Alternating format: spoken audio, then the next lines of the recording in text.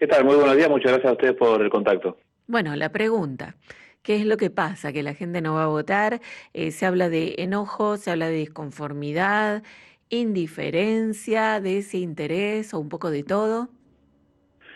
Bueno, sí, puede ser que sea una combinación, ¿no? De todo eso.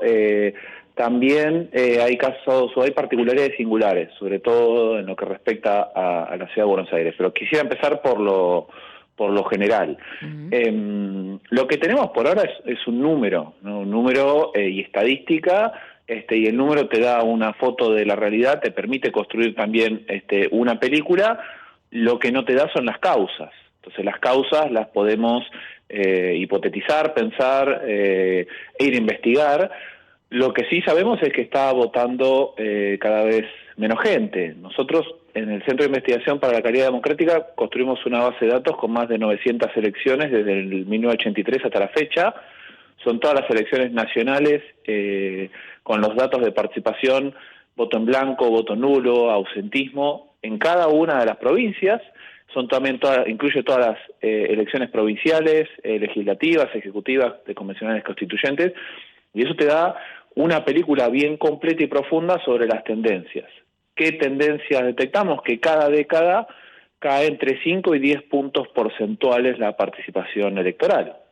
Entonces, como bien decías recién respecto de la ciudad de Buenos Aires, ocurría también a nivel nacional, la década del 80 estábamos acostumbrados a que el 85% del padrón fuera a votar, la década del 90 se acerca al 80%, baja un poquito, cuando llegamos al 2001 ya estamos más cerca del 70%, levanta un poquito, hay una curva levemente ascendente en el proceso político entre 2003 y 2011, 2013, y cuando nos empezamos a acercar a la pandemia, ya estamos en elecciones en torno al 65, entre 65 y 70%.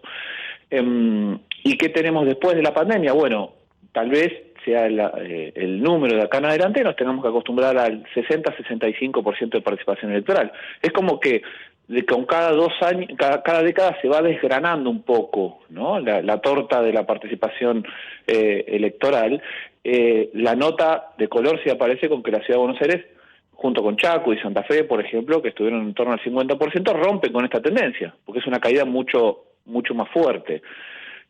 Asumimos que eso ocurre por una serie de razones que no están probadas, pero hay cierta fatiga democrática, ¿no? Cierto cansancio de ir a votar y de participar de procesos electorales.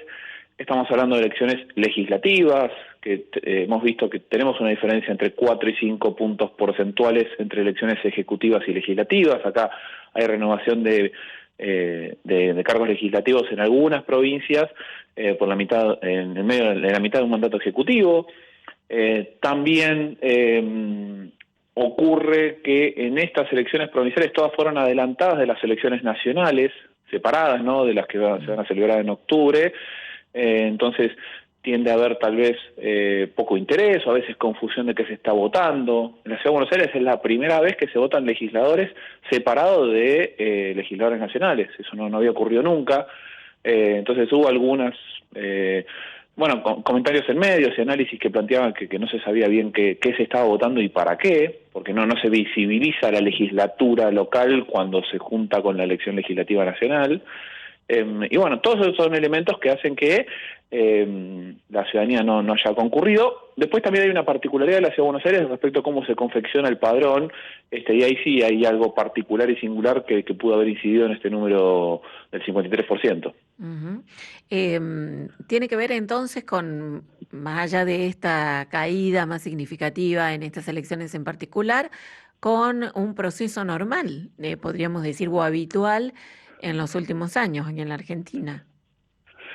Bueno, es parte del proceso que se está dando en todo el país, Mm. exactamente. Lo que sí pasa es que la Ciudad de Buenos Aires debería haber estado entre el 60 y el 65% de la participación electoral, ¿no? Pero la caída fue más fuerte, o sea, se ubicó Claro. 10 puntos menos. O sea, si la caída tendría que haber sido entre 5 y 10 puntos, la Ciudad de Buenos Aires tuvo una caída de entre 15 y 20 puntos.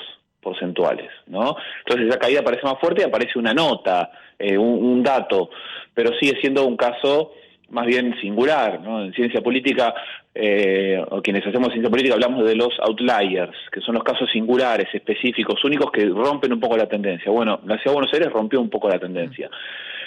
Sí, quisiera volver sobre el tema del padrón porque hay algo que no es menor, y es que desde hace ya varios años, desde el año 2018, cuando se sanciona el Código Electoral de la ciudad de Buenos Aires, se aprobó el empadronamiento automático de los extranjeros con residencia permanente en la ciudad. Y a partir del año 2021 esa normativa entró en aplicación. Entonces, anteriormente el extranjero con residencia permanente podía votar para cargos locales, ¿no? Legisladores, jefe de gobierno, y tenía que ir a pedir figurar en el padrón. A partir de 2021 a partir de esas elecciones, empieza a votar porque ya figura en el padrón automático, ¿no? Ya figura de manera automática en el padrón, no tiene que inscribirse.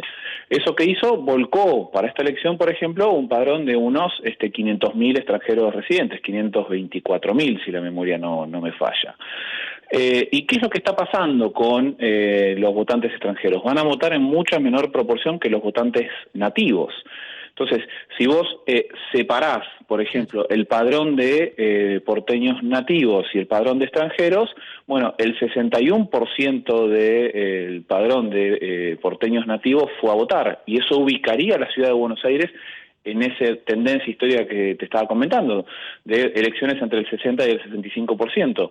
Ahora, del padrón de extranjeros, solo el 14% de los extranjeros fue a votar. Entonces, si vos juntás ambos padrones, eso te da una caída muy fuerte de la participación electoral, porque te la ubican en el 53%.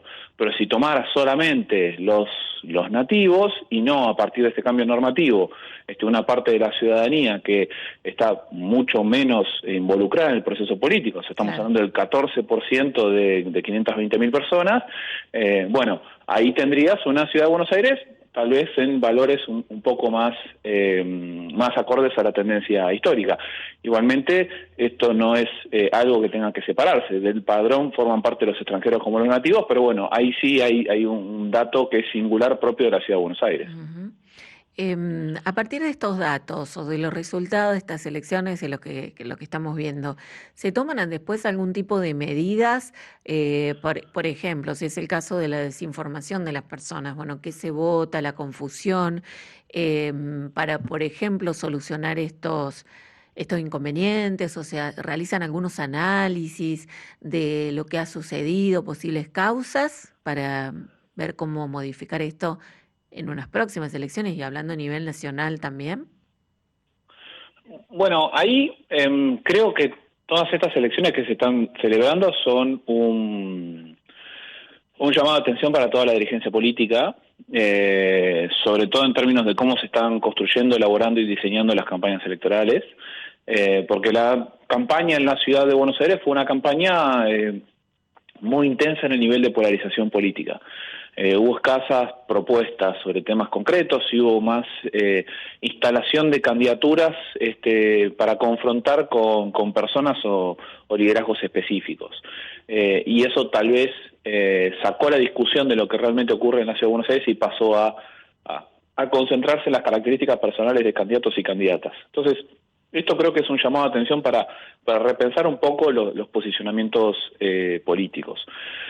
Después, como segundo punto para mencionar sobre eso, quienes estuvieron a cargo de la organización de las elecciones tomaron nota del proceso participativo y sin dudas de acá en adelante van a incorporar mecanismos o formas de difusión que alienten a la participación electoral, porque es parte de quienes se encargan de organizar un proceso electoral, y seguramente es algo que se está viendo a nivel nacional, de cómo puede llegar a evitar que esto ocurra, sobre todo porque este año, cabe recordar, se va a implementar por primera vez la boleta única papel para cargos nacionales, y es un punto central porque con un nuevo instrumento que va a generar un cambio muy importante, hasta revolucionario diría yo, en la forma de votar y de organizar la política representativa, bueno, que el instrumento debute con niveles bajos de participación electoral, va a ser un tema a tener en cuenta. Ujú. Facundo Cruz, muchísimas gracias por este rato dispuesto para Radio María y por este análisis que nos ha acercado. A ustedes por el